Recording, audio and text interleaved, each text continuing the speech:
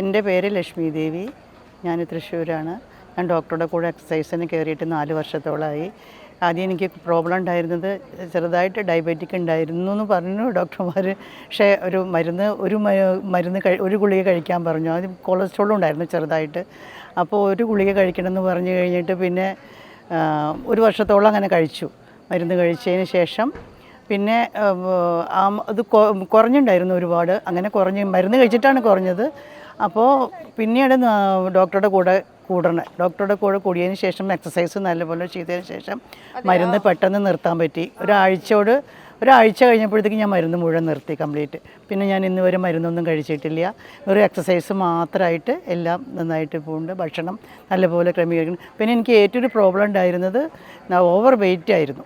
എൻ്റെ വെയിറ്റിൽ നിന്ന് ഞാൻ 14-15 കിലോ വെയിറ്റോളം കുറഞ്ഞു. അങ്ങനെ അത് ഏതൊരു ഡോക്ടർമാരും പറയാറുണ്ടായിരുന്നില്ല നല്ലപോലെ എക്സസൈസ് ചെയ്യണം, ഇത് ചെയ്യണം, ഭക്ഷണം കൺട്രോൾ ചെയ്യണം.